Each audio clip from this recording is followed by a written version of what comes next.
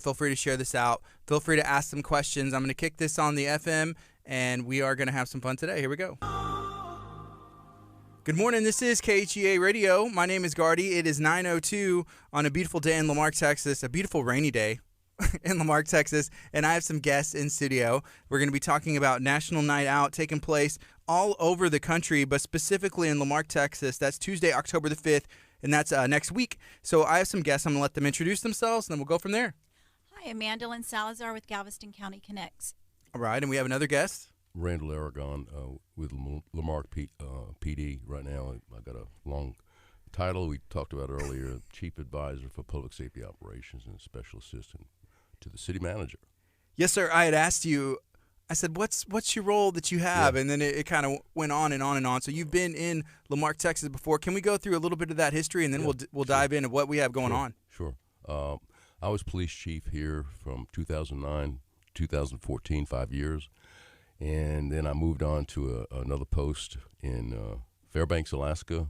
And anyway, I probably should have stayed. I was my city manager at the time, Carol Butler. She begged me to stay, and I wanted to see Alaska, so I moved on. But anyway, I've been doing this. I've been a cop for 39 years, believe it or not, and I've been a police chief for 29 of those years in 6 states. You know, I stayed 4, 5, 6 years and moved on to the next challenge. And I'm here back. The city. I think I told Mandolin this. I've been getting calls for 6 years wanting me to come back, and it was kind of big honor, But they got real serious in July, and the mayor, we talked, and the city manager, Chase Carey, and I'm back, and I'm looking forward to working with everybody, and I love the city, and enjoy radio stations. We talked about the radio shows, and I met Mandolin. She's magic on many different things. She's a go-getter, and she hooked me up to be here today with the National Night Out, and it's for a good purpose. So I'm really honored. Mandolin, so National Night Out? If somebody hasn't heard of it before, what is it? What's the purpose? So National Night Out is a campaign with the National Association of Township Network, which I'm a member of. And they started this campaign in 1984, and it is a campaign that once a year brings the police, local law enforcement with community to build relationships and promote that. And the campaign originally throughout the country, these events usually are hosted in August, but Texas a while back decided that they would move theirs to October simply because during August it's very hot and October is a little bit cooler. So I always tell people, we're special. But that's really what National Night Out is. It is hosted sometimes by law enforcement agencies. Sometimes it's local organizations or businesses. And sometimes there's big events, sometimes there's neighborhood, block parties. So it's really what, that community, decides to cater their event. So for ours in Lamarck, it's the police department that's kind of putting it on. Is that correct? This year actually what happened is that because of COVID last year, the police department was many police departments did not participate, and we still have some here locally, by the way, that are not participating. And so there was some uncertainty because of that. And so we decided as an organization, Galveston County Connects, and then also the Lamarck Neighborhood Watcher, I think, network, they decided that, we all wanted to just do that. And then when we decided that we were going to announce that, then the police department said, hey, by the way, we evaluate this and we want to participate. But we also included Constable Derek Rose. So we, as an organization and the Neighborhood Watch, our host to host him, and the Lamarck PD and Constable Derek Rose, his office. Those are the two law enforcement agencies that have come on board to do this. So it's now become a joint participation in this campaign. Chief Argon, why is it important for the police department and even the city to be involved in these events? Well, as Mandel mentioned, it's the whole effort is, it's to strengthen neighborhood spirit and police community partnerships. And we used to do that, and I've talked to Mandel about this. When I was here, we had 15 community watches, and they were active. We had community watch chairpersons. And each neighborhood or community watch area had at least one or two block captains. And we're going to do this, and I mentioned it to Mandolin. We're going to kick that off, down the road. I got a lot of things to do, but we have a bus. I got the bus in 2013 from the state. They were selling it for $8,000. You've seen it in the parking lot, Mandolin. It's a 13-passenger bus that you can drive with a Texas driver's license. You don't need to be a CDL. And we actually took the mayor, a couple of council members. I went along, and we visited each community watch, and we had 15. Now, not all of them actually did anything, but I'd say maybe 8 or 9. We'd visit, and we'd go around, have a few pieces of appetizers, and say hello. Mayor would say hello. We're going to start that, and she's going to be part of that. She'll be in the bus, no doubt. Yeah, that's awesome. And we're going to do that. But, and really the key thing, like Mandela mentioned, it started in 1984. It's 37 years. It started with a grant of $15,000 from the National Crime Prevention Council. And look what happened. So it's almost every state's got one. And like Mandela said, in here it's October because the heat.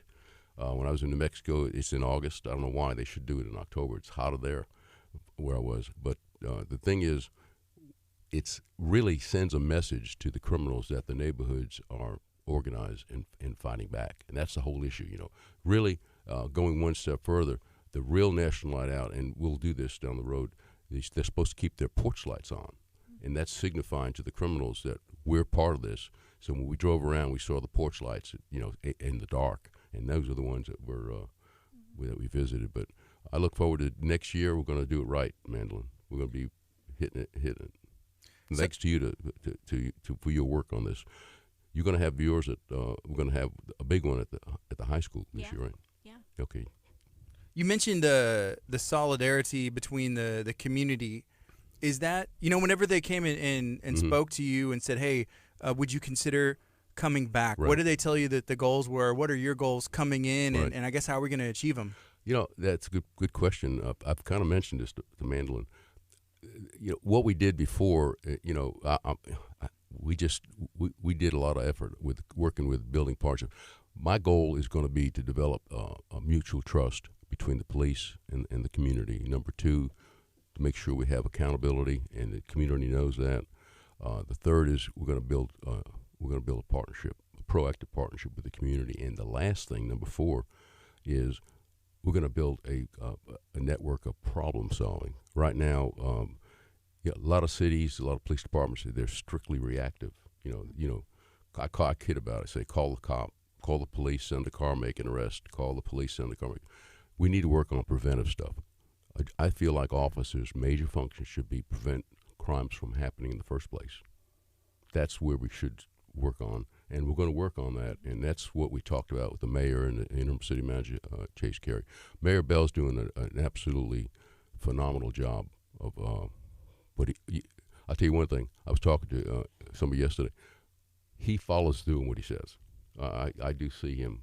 He'll say something. He follows through on it, and that's what I like. So we're going to do all those 4 things to build this partnership back. And in fact, we talked about a radio show, and I'll be talking about it if you let me, explaining what we're doing so the community knows exactly what's going on here. If we see a change, well, I want them to know why. And how they can get involved. Yes. That's what I love. It's like, hey, there's opportunities for people to volunteer Yes. or get involved in some way, maybe donate money. There's Sure. so many different ways you can get involved.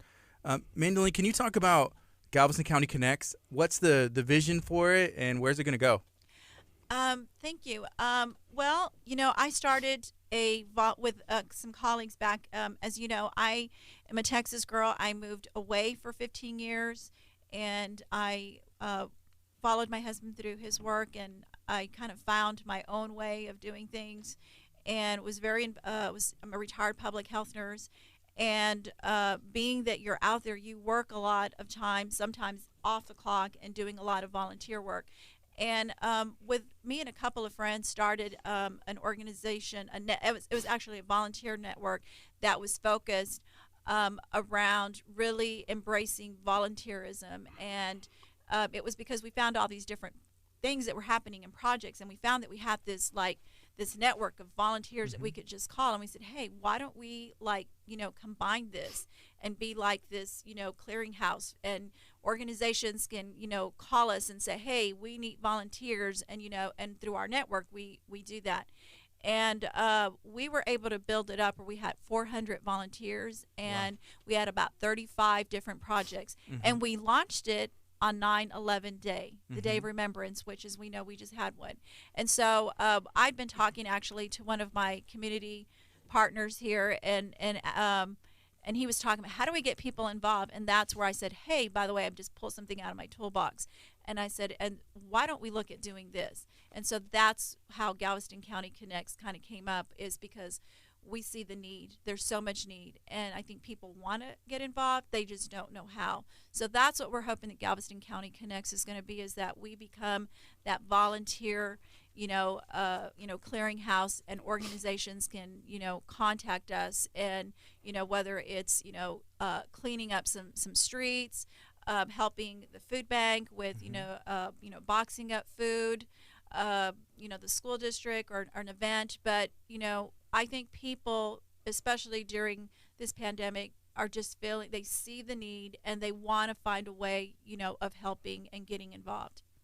How, that's a lot of volunteers. Okay, 400, volunteers, and, there's a lot of different projects going on, and you get to talk to a lot of people. What have you seen and heard from people that, now that Chief Arredondo is back? What's been the feel of that? Well, I think the word still isn't out, but I think that, when Mayor Keith Bell announced that he wanted to make Lamarck the safest city in the state and in the country, people, I think, were like, what are you talking about? And so that's just been his constant message, and that has been his vision. So I think people have been alert. Okay, how is he going to do this? What is he talking about? But they don't know that behind the scenes there's a lot of things happening. As you heard Chief Arredondo talking about, in July he got that call. So there's been things happening strategically, and that people have been, talking about. And then, of course, I'd been very involved, obviously, because of, my community work. But people want to live in a safe community, and they just want to be able to have, that leadership. And it just seems like there just hasn't been, that right connection of individuals that are just working. But I think that what has really set this off has been the mayor and his vision, and then him kind of just collectively, getting us all, together. And so Chief Arredondo, as you mentioned earlier when we first got here, he and I have been having this conversation from, long distance. And then, there's been other people. But people just want to address the violence that we've seen. But I want to say something really quick about that, because just a few days ago, and I made some notes here, just a few days ago, actually, the FBI released their annual crime statistics report, and it revealed that an estimated number of crimes rose for the first time in 4 years. So I think what we always hear is, it's so bad here, it's so bad here, and you see posts on social media. And in reality, the pandemic has really increased crime. Right.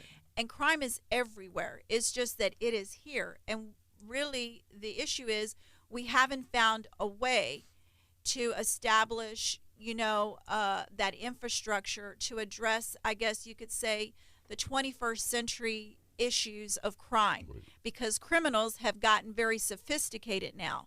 And there's things that they can do now. They have social media, they have texting, all these things. And I think that that's the part where Chief Arredondo and his experience is going to be, is that, and then with, my experience, and then, the leadership of the mayor, is just these things just had not been in place there. So this, I see the National Night Out event, I see it as the beginning of the framework, the conversation. Things are just happening. Yeah, and if I may, Gordy, Mm-hmm. the piggybacking on what Mandolin said, when during President Obama's reign, he put out it's called the 21st Century Task Force on 21st Century Policing, and there's around 65, 70 recommendations. Out of those 65 or 70 recommendations, which a lot of cities are incorporating, 3 of them talk about the need to implement community-oriented policing, which is also called preventive policing. It means going after preventing the crimes from happening in the first place. You know, police departments, and my job is going to be to help the city prevent and control crime, restore and maintain order, and reduce citizens' fear of crime. A lot of times, I've been in city. When we got here, crime was going up a little bit, but the citizens' fear of crime was going down because they knew we were doing something proactively, not just reactively. And that's one of our major goals is, as Amanda mentioned, we want to reduce the crime rate and the fear of crime, and that's going to only happen when officers get involved, working with the community on coming up with solutions, not just patrolling. And that's what we're going to do, and we'll be talking about that as we move along. You know, sometimes people, I guess they want that direct communication. Like, Right. hey, we want to know what's going on. Right. Is there times for that? And there's sometimes where y'all are not able to, I guess, give out information as fast as somebody may want it, like instantly. You know, studies have shown, and you might have heard of the Kansas City police experiment, 1970, 71. They found out through this experiment that when police officers, they have uncommitted time. I mean, I was a cop working the streets, and there is time available. I mean, I know they write reports, they got to do administrative stuff, they got to fight crime, but there is spare time in the day to make contacts, and that's what we'll be doing with the Community Watch. We'll be speaking to the chairpersons and saying, hey, what's your concerns? Well, we got this little problem. They're going to have to solve that, and that's going to be a job of the police officer, not just going there, writing the report, getting in the car and leaving. That doesn't work. That's not the right way. That's reactive policing, so that's going to happen. You know, okay, for me, speaking on experience, even I'm driving down the street, I see a police officer, I'm like, am I doing anything wrong? Am I bringing? That's just been instilled into, I would say, everybody. You know, even as a little kid, maybe you're excited, like, oh my gosh, it's a police officer. But at some point, and it probably starts around the time you get your driver's license, you don't want to get pulled over because you don't want to get a ticket or go to jail or be breaking a law that you know about, and it's just unpreventable, or that you don't know about and didn't even realize it was a thing.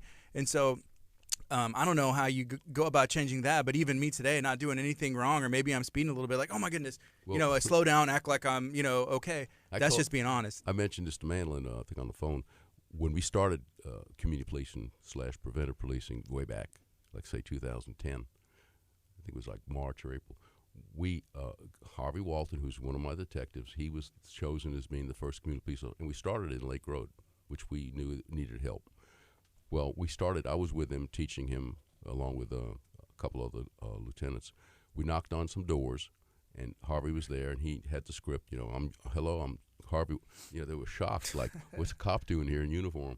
They were worried, like you right, said. Yeah, it's a police officer shows up at your door, it's just, maybe. I told him what to expect, right. The awe, and what'd we do wrong? And that was what they said, what'd we do wrong? He said, nothing, I want to talk to you. Can I come in?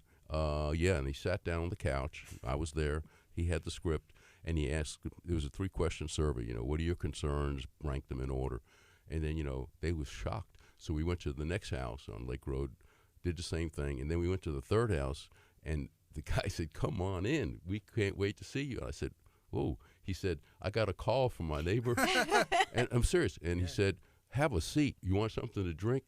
You want some food? So we sat there, and he was so happy. We had to actually talk our way out of there, because he said, we've never seen a police officer except when something was wrong. That's what we're going to work on. So it worked, and Harvey became a hero, but he did a lot of work, and we solved a lot of issues there, and he did it for a couple of years. So that's awesome. I like that. That's a true story. Yeah. It's going to happen again. Okay.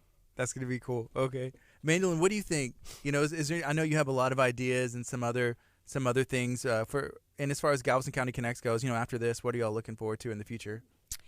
Well, I mean, really, the goal is just to stay focused on just serving the community in whatever capacity, and whether it's getting volunteers involved with preventing crime, whether it's cleaning up neighborhoods, helping in our food pantry.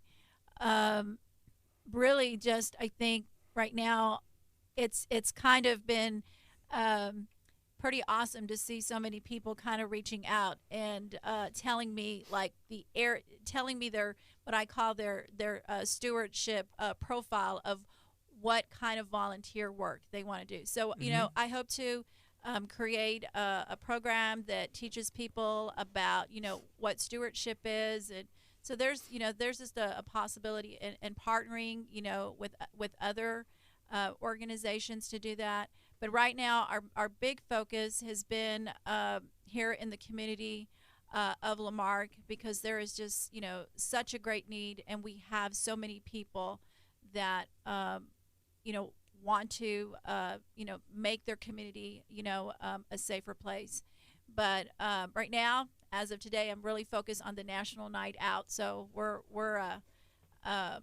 ready for that. If I can kind of tell you a little bit about that. Of course. Okay, so it is going to be Tuesday, October the 5th, and if you are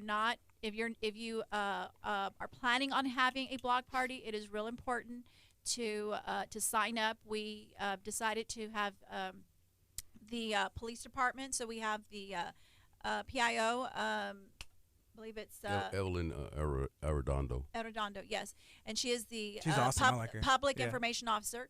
And the police department has posted information on there how to contact her. Register your neighborhood, because you do have to register your neighborhood so that the police department knows which community block parties are occurring if you want them to come out. And also, it's important for us to communicate that back, because we are a host. And National Night Out is a campaign through the organization that has that, and so we have to kind of do a little report back of how many participants and all that. They want that feedback to allow us to host it.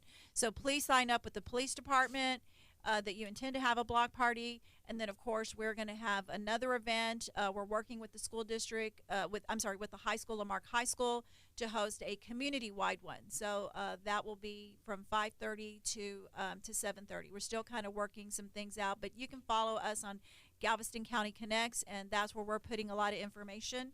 And you can also, if you're doing a neighborhood, if you don't, you can also join the Lamarck Neighborhood Watch. Pat Trevisini, she is the one that is working here in our community, here in Lamarck, to organize Neighborhood Watch. And you can join that Facebook page. You can also reach her at 409-771-3088.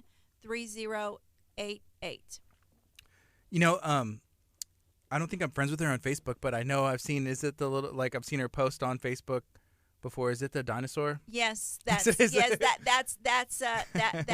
Pat. She's been around for quite some time, and she has really, when the mayor came out and kind of said, this is the initiative, this is the vision, I think she had been already trying to work on that, and this really just amped things up for her. So she's real focus on that. So although we're having, like I said, we're looking at, working with Lamarck High School and having that event there, we just believe that, whatever feels comfortable for people in their neighborhoods, if that's where what they want to do.